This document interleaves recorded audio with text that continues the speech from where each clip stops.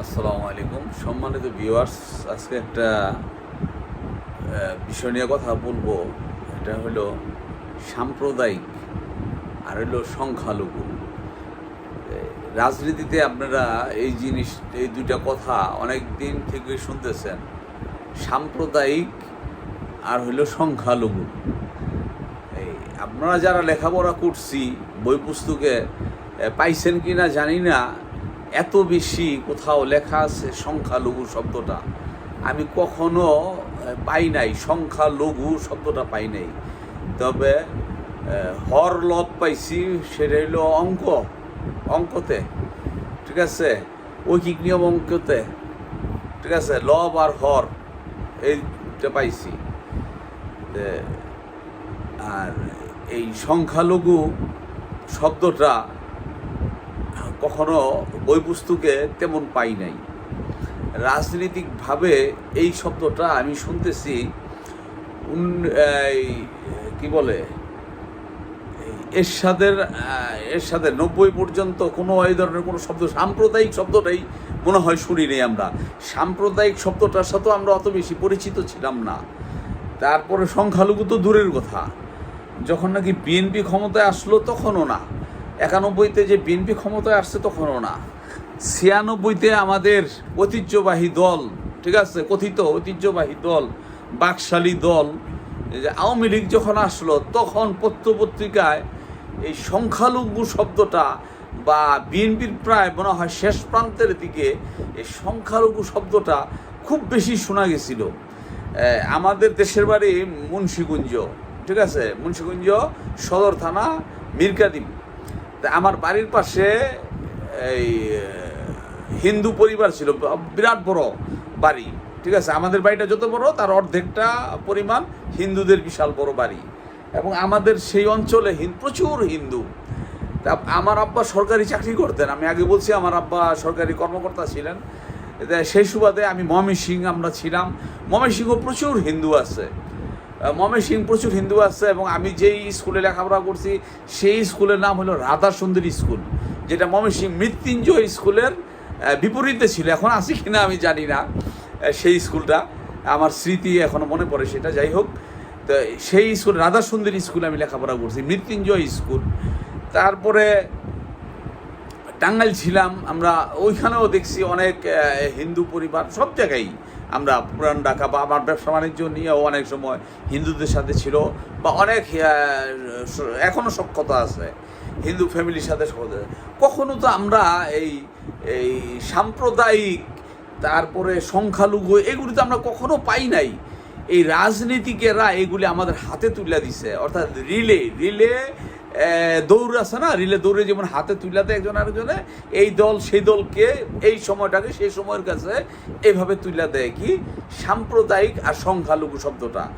এই সংখ্যালঘু শব্দটাকে বিপরীতে কাকে দাঁড় করাইছে?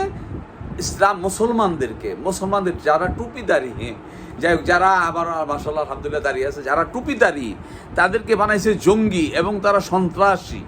দেখেন, আমাদের দেশে বানাইছে জঙ্গি, আর ইন্ডিয়ায় বানাইছে আতঙ্কবাদী, ইন্ডিয়ায় বানাইছে বা ভারত বানাইছে আতঙ্কবাদী, আর আমাদের বিশিষ্ট বিশ্ব মোড়ল আমেরিকা বানাইছিল টেরোরিস্ট। কাদেরকে? এই টুপিদারি ওনাদেরকে। আর সেই সময়টাকে আমেরিকা বানাইছে আপনার সাদ্দামের সময় থেকে, আগের থেকেই, সেই জর্জ বুশের থেকে এই শুরু হয়েছে, ঠিক আছে, জর্জ বুশের থেকে শুরু হয়েছে টেরোরিস্ট, মুসলমানদেরকে টেরোরিস্ট। হ্যাঁ, এরপরে এটা মানে ডাব্লু বুশের থেকে শুরু হয়েছে টেরোরিস্ট। হ্যাঁ, এক্স্যাক্টলি, হ্যাঁ মনে পড়ছে, ওই ওসামা বিন লাদেন থেকে টেরোরিস্টটা শুরু হয়েছে।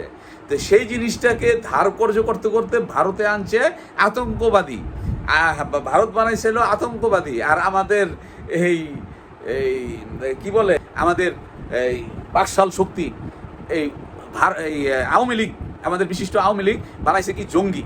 আর এই জঙ্গি নাটক কইরা কত আলেম ওলামাদের উপরে যে অন্যায় অত্যাচার জুলুম করছে, আমরা কত সহ অবস্থানে, আমরা হিন্দু মুসলমান আমরা কত সহ অবস্থানে আছি। আর সংখ্যালঘু তো হিন্দুরা না, সংখ্যালঘু যদি বলেন আপনি খ্রিস্টানরা, সংখ্যালঘু হইতেছে হইল বুদ্ধিস্টরা, বৌদ্ধরা, হিন্দুরা তো সংখ্যালঘু না।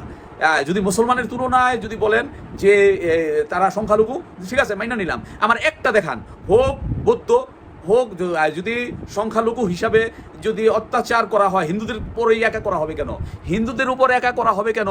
সে বৌদ্ধদের উপর তো হইতে পারে, সেটা তো খ্রিস্টানদের উপর হইতে পারে। তো হিন্দুদের উপরে সংখ্যালঘু শব্দটা হিন্দুদের উপরে কেন আক্রমণ দেখাইবে? কারণ আমাদের প্রতিবেশী দেশ ভারত হিন্দু রাষ্ট্র, এই জন্য এটা নিয়ে রাজনৈতিক সুবিধা লুটার জন্য আওয়ামী লীগে এই প্রচারণা করছে নিজেই, এবং ধরা পড়ছে বিভিন্ন জায়গায় আওয়ামী লীগের নেতারা হিন্দু বাড়িতে যাইয়া এইসব সন্ত্রাসী কর্মকাণ্ড করছে। সন্ত্রাসী কর্মকাণ্ড কইরা তারা কি করছে? ইসলামের নাম দিছে, ইসলাম মুসলমানের নাম দিছে, টুপিদারি ওলাদের নাম দিছে, জঙ্গি নাম দিয়ে আবার জঙ্গি বললা আবার আলেম ওলামাদেরকে টর্চারিং করা হয়েছে। তো এই হলো আমাদের দেশের রাজনীতির পলিটিক্সের শিকার হইলো এই জঙ্গি নাটক, এই সাম্প্রদায়িক শব্দটা, আর হইলো এই সংখ্যালঘু শব্দটা। সংখ্যালঘু বলতে কোনো শব্দ নাই।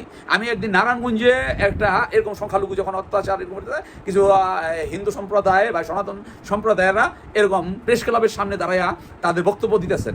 তা আমি দাঁড়াইয়া শুধু তাদের সামনে আমি দাঁড়াইয়া বক্তব্য শুনতেছি এক একজনে। তবে কারো কথা আমার অতটা মনোভূত হইল না। তা আমার মনে পড়ে গোপীদা, উনি একজন নারায়ণগঞ্জের ভিতরে স্বনামধন্য ব্যক্তি, উনি একজন ব্যক্তিত্ব, এবং উনি আমার জানা মতে সম্ভবত যে উনি একজন ওই মুক্তিযোদ্ধা কমান্ডার ছিলেন, মুক্তিযোদ্ধা কমান্ডার, উনি প্রয়াত হয়েছেন।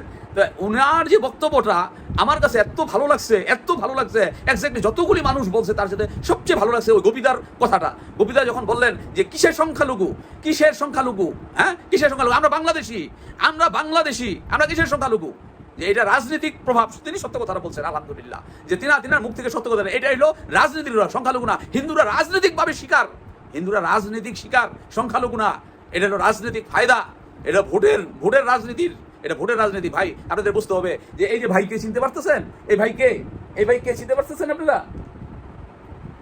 তিনি হইলেন কি বর্তমানে তিনি হইলেন পিনাকিদা বর্তমানে প্রত্যেকটা মুসলমানের কাছে এখন একটা হীরার খনি। তিনি একটা আইডল বাংলাদেশের কাছে, এখন একটা আইডল। যে উনার যে জনপ্রিয়তা আছে, তারেক রহমানেরও এত জনপ্রিয়তা নাই, এই পিনাকি দাদার যেই জনপ্রিয়তা আছে।